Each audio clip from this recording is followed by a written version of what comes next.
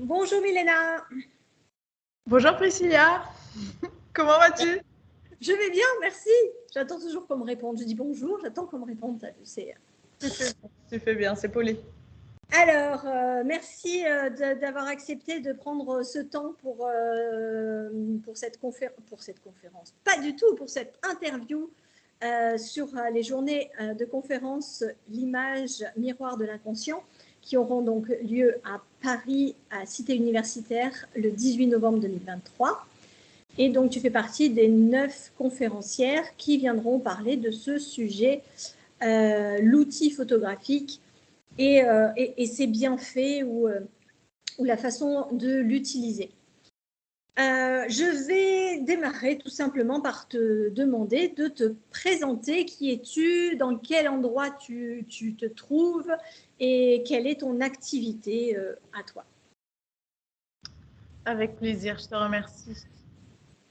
Je suis donc Milena Perdriel. Je suis photographe portraitiste à Paris. Mon studio est à Paris 18e, à Montmartre. Et je suis spécialiste de portraits personnels et corporate. Dans les portraits personnels, je me concentre sur les familles avec grands enfants et sur les portraits individuels d'une seule personne. Et pour les portraits corporels, je travaille majoritairement, on va dire, avec des entrepreneurs qui viennent la plupart du temps du coup seuls, les petites sociétés et parfois je me déplace moi-même chez les sociétés, enfin dans les grandes entreprises quand il y a plus de personnes, c'est plus simple. Ok, donc en gros, dans ce que tu me dis, tu fais majoritairement ou le plus souvent des personnes seules en photographie. Oui, tout confondu, oui, je fais majoritairement des portraits individuels, oui.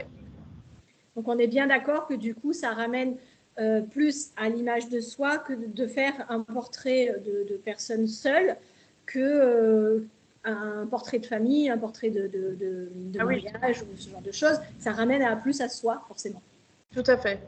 Tout à fait. Quand on travaille avec une personne, elle se cache pas.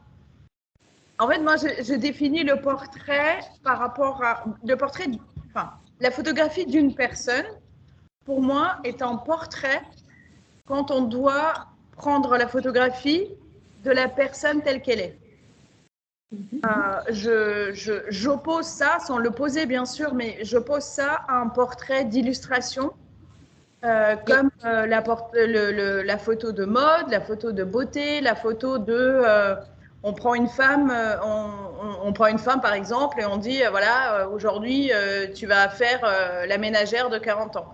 Demain, tu vas faire la femme qui travaille derrière un bureau, etc.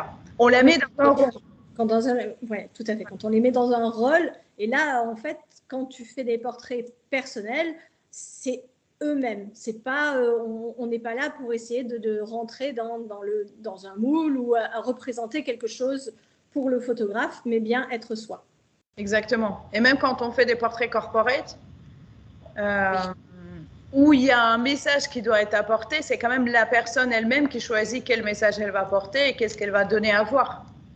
Oui, même si c'est qu'une partie d'elle-même, si c'est pas la représentation de tout, il y a une partie d'elle-même qui doit être représentée, celle qu'elle a envie de transmettre à ce moment-là. Exactement.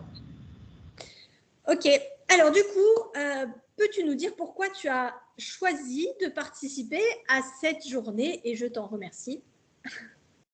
Mais c'est moi qui te remercie.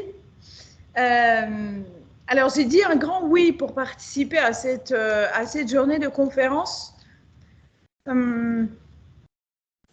Parce que je pense que tout d'abord, franchement, j'aimerais bien la vivre. J'aimerais bien la vivre pour toutes les rencontres, pour toutes les participantes en fait qu'il va y avoir pour partager sur ce sujet-là, que la relation que chacun entretient avec l'image de soi, elle est importante et que par différentes démarches, on peut aider à l'assainir. Ça, c'est très important. Et pour ma part à moi, je pense que j'ai quelque chose à dire sur ce sujet du portrait individuel, sans que ça soit thérapique, à effet recherché de thérapique, sans que ça soit un accompagnement. J'ai décidé, après mûre réflexion pendant des années, que j'allais me contenter d'être photographe de portraits personnels. Et en allant chercher la personnalité,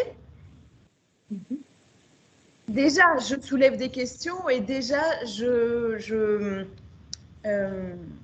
sors à la conscience des questions qui sont suffisantes pour qu'on entame mon travail quand il y a besoin. Et puis aussi parce que parfois, parmi mes clients, il y a plein de gens, je ne saurais pas les quantifier en pourcentage combien, mais il y a plein de gens qui s'amusent avec leur image et c'est très très bien. Et s'amuser avec leur image, c'est tout aussi bien et constructif pour l'avenir.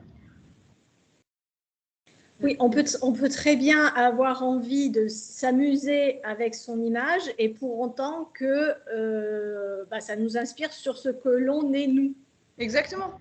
Oui, parce qu'on va oser aussi faire des choses pendant une séance de photographie qu'on n'oserait pas forcément faire dans la vie et qui font partie de nous. Oui, ou alors même au sein de la séance photo, on n'a pas spécialement défini qu'on a une problématique à gérer. Et tout d'un coup, comme j'essaie de faire en sorte que les gens ils se sentent bien, il y a une idée qui arrive et puis on se dit ah, mais j'aurais jamais pensé faire ça. Et en fait, je dis ça par rapport à oser. En fait, ils n'osent pas spécialement parce qu'ils ne savent pas qu'avant ils n'osaient pas. Tu vois ce que je veux dire? Oui, c'est ça. Ouais. Ok. Du coup, tu seras conférencière donc, sur l'image miroir de l'inconscient. Et j'aurais voulu connaître, du coup, le titre, enfin, je le connais déjà en fait, hein, en vrai, je le connais déjà, mais quel est donc le titre de ta conférence? Effectivement, je ne l'ai pas caché, surtout pas. Le titre de ma conférence, puisqu'on s'adresse à toutes les personnes qui ont cette démarche vers l'autre, d'aider à accompagner l'autre de manière différente, ma conférence s'appelle « Sur quoi tes yeux se posent ». Pour moi, ça implique la prise de responsabilité que la personne accompagnante va avoir face à la personne qu'on va avoir en face de soi. Je peux choisir sur quoi je vais me concentrer. En tant que photographe, mes yeux, ils vont se poser sur quoi? En tant qu'autre thérapeute qui utilise quand même l'image, sur quoi je vais me poser pour travailler? On peut choisir sur quoi on se concentre. On peut choisir de travailler sur la douceur de quelqu'un. On peut choisir de travailler sur la forme du visage de quelqu'un. On peut choisir de se concentrer sur l'énergie de quelqu'un, l'énergie qui déborde, etc., etc. Donc, sur quoi tes yeux se posent, c'est quelle est ton intention au départ? Super. Et sans nous dévoiler tout, hein, on ne va pas spoiler la conférence, mais pourquoi avoir choisi de parler de ce thème-là? Question piège. Question piège. À vrai dire, c'est la question sur quoi tes yeux se posent, elle vient de Jesse de Rox. Oui. Tu peux nous expliquer un petit peu qui est Jesse de Rox? Jesse de Rox est le charmant jeune homme qui est à l'origine, qui est le créateur de la méthode Moment Design, sur laquelle je suis certifiée enseignante et que je pratique depuis des années. Et lors de sa toute première formation, enfin que j'ai faite, la première formation que j'ai faite avec lui, il a posé cette question. Et pour moi, ça a été une révélation mais oui, c'est moi qui ai choisi. Oui. Et c'est pour ça que je parle de prise de responsabilité. C'est moi, photographe, qui suis responsable de ce que je vais chercher chez la personne. Et en tant que formatrice de portrait, je rencontre souvent cet état d'esprit dans lequel moi j'étais moi-même aussi au début, sans savoir pourquoi je faisais des photos. J'aimais bien faire des photos et je ne savais pas que j'avais cette liberté finalement qui est aussi, mais qu'est-ce que je veux voir? Donc c'est pour ça que je pense que c'est important que je le dise et tu sais, en tant qu'il veut. Ah oui, ça, je suis bien d'accord. Est-ce que du coup, en quelques mots, parce qu'on n'est pas là pour parler de ça, mais juste pour que ce soit clair, est-ce que tu peux nous dire en quelques mots ce qu'est la méthode Moment Design? Oui, avec plaisir. La méthode Moment Design est une démarche de photographe que Dej de Rox a juste mis en méthode. Oui. Pour faire très brièvement, sans rentrer dans les détails, il y a 4 étapes par lesquelles on passe dans une séance photo. La première étape, c'est l'intention du photographe, comment lui, il va se préparer pour recevoir les clients. La deuxième étape, c'est la manière dont moi, photographe, je vais exprimer en recevant les clients, la manière dont je me sens en les accueillant. La troisième étape, c'est la séance photo elle-même. Quelles sont toutes les interactions que je vais avoir avec eux dans l'idée de créer des images naturelles ou de créer des images tout court. Certains choisissent qu'elles soient naturelles, dans le mouvement. Certains choisissent qu'elles soient posées, mais que la vie à l'intérieur, quand même, elle existe et qu'elle se voit. Donc, toutes sortes d'interactions qu'on fait déjà. Hein. Et la quatrième étape est la concentration du photographe de choisir justement à quel moment il va faire la photo. Il va prendre la photo. Donc, okay. Voilà. Donc, c'est une méthode qui est déjà vraiment dans l'humain. Oui, tout à fait. D'accord. Alors, du coup, j'en suis à la question que tu vas bien aimer, cette question, je pense. Photographe portraitiste, photothérapeute, photographie thérapeutique, toi, comment te définis-tu? Et pourquoi? Eh bien, moi, je suis photographe portraitiste. J'ai décidé que je ne voulais pas être thérapeute, photographe thérapeute, parce que je ne voulais pas être thérapeute. Tu as déjà pensé à cette possibilité-là? Pardon. Oui, j'ai pensé à ça parce que à un moment donné, je me suis rendu compte que je faisais du bien avec mon travail. Et je me suis dit, et si je faisais encore mieux et devenir thérapeute? Et puis, j'ai commencé à me renseigner et je me suis dit, en fait, photographe, thérapeute, c'est deux choses différentes. Donc, pour les lier, il faudrait être un peu des deux. Et j'ai beaucoup réfléchi. Et en fait, je ne veux pas être thérapeute parce que j'ai pas les épaules à ça. Je pourrais apprendre, mais je pense que c'est pas ça ma vocation. Okay. Et c'était quoi l'autre? Eh ben pourquoi? Je pense que tu as répondu aux deux, en fait. Hein. Tu as un peu dit ce que tu es, donc photographe portraitiste. Et pourquoi? Parce que c'est ton choix d'être resté dans la partie photographique. Tu as déjà expliqué en plus que ton approche, elle est vraiment dans la photographie, tout en sachant que ça va aller travailler sur certains aspects de la personne, mais sans aller en profondeur et dans un espace plus thérapeutique. Exactement. Et je voudrais rajouter que toute ma démarche, elle est auto-expérimentée. Oui.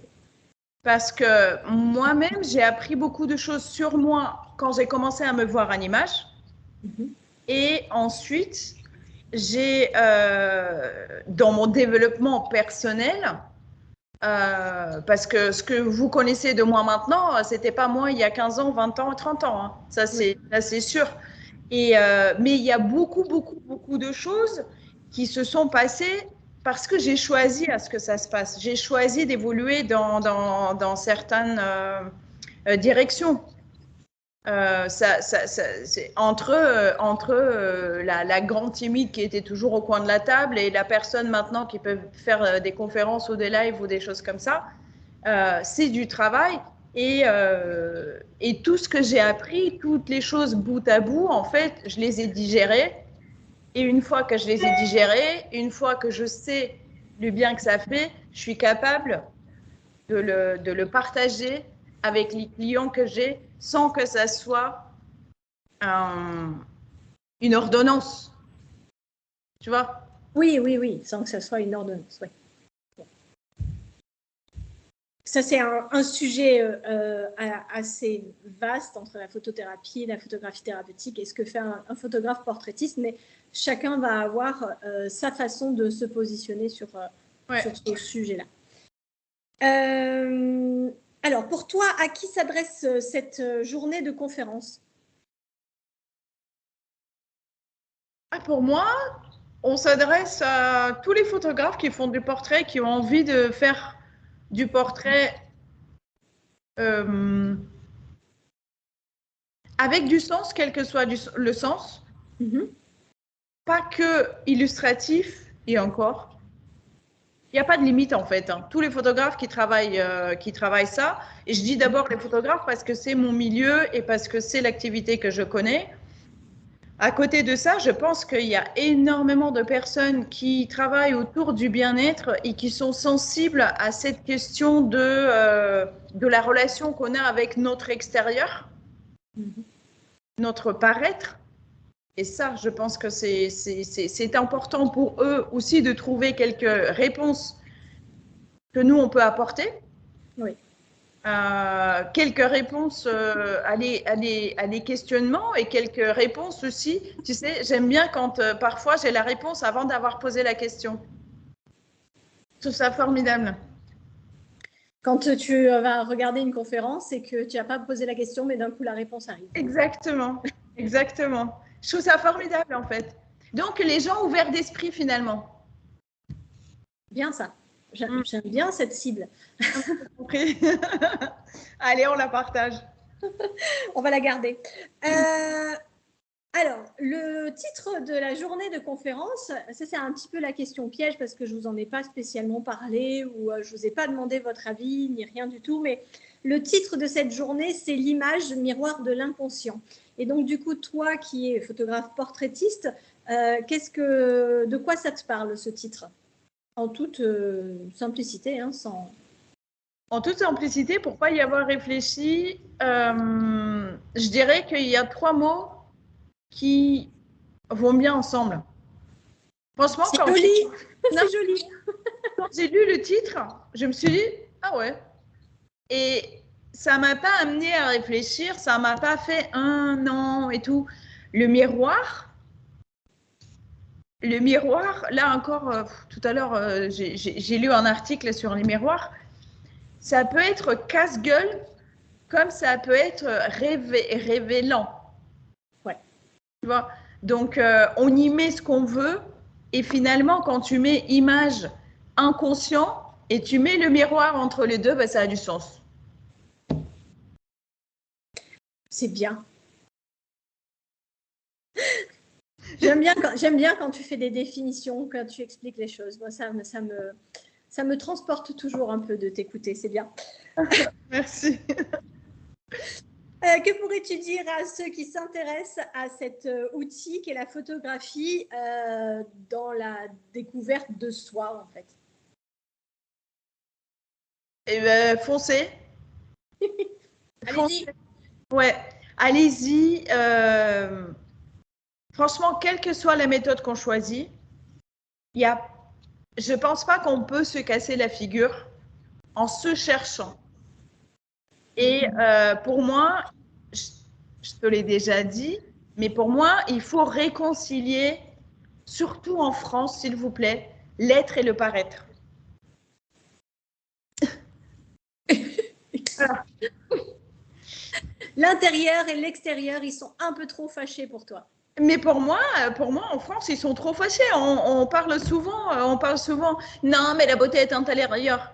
Oui, Mais elle peut être aussi à l'extérieur. Pourquoi on ferait l'un ou l'autre, noir ou blanc ou machin? Alors, après, il y a un truc qui est bon, je ne sais pas si c'est français ou pas, j'en sais rien parce que bon, j'ai exploré le monde, mais pas assez a priori pour savoir ça. Mais c'est vrai qu'on a une espèce de truc sociétal qui dit que c'est pas bien de se trouver beau. Il y a un petit truc d'orgueil, si je dis que je me trouve belle, je me trouve belle, et bien tout de suite, ça va avoir une connotation très narcissique et orgueilleuse. Allez, on va faire un truc toutes les deux. Faisons le truc. On va faire un truc mignon comme ça à la coréenne et on va dire je me trouve belle. À la coréenne, à moi, tu me demandes de faire un truc mignon. On va faire un truc à l'indienne si tu veux. Priscilla, tu es belle. Ah, Milena, t'es belle, mais moi, je suis belle aussi. Merci. Bon, on n'est pas obligé d'être gnangnan pour faire ça non plus. Mais bien sûr, mais on peut aussi être gnangnan. Mais on a le droit d'être gnangnan. C'est vrai que moi, j'ai un peu plus de mal avec ça, mais tu as tout à fait raison, on a le droit d'être gnangnan et d'avoir tout le plaisir que le gnangnan amène. C'est toi qui m'as appris ça avec la licorne, je veux dire, complètement. Ouais. Oui, j'arrête pas de les remonter, ça va être très chic. Écoute, on a fait le tour de mes questions. Est-ce que tu as quelque chose à rajouter, à nous dire, auquel je n'aurais pas pensé? J'ai trouvé aujourd'hui, grâce à Facebook, un souvenir d'un post que j'avais posté en, je crois que c'était 2008, donc les débuts de Facebook. La robe de ta fille? Non, j'avais posté, et vous savez quoi, virgule, la vie est belle. Ah oui. Voilà. Merci beaucoup. Donc, c'est Milena Perdriel qui sera une des conférencières de la journée de conférence autour de l'image miroir de l'inconscient le 18 novembre à Paris. Pour vous inscrire, pour avoir les informations, pour nous suivre, pour tout ça, je le mettrai en description, bien évidemment. C'est sur Instagram, conférence.miroir.paris. Et on vous attend nombreux et nombreuses, curieux et curieuses et ouverts d'esprit. Eh oui. Merci, à très bientôt. Au revoir. Au revoir.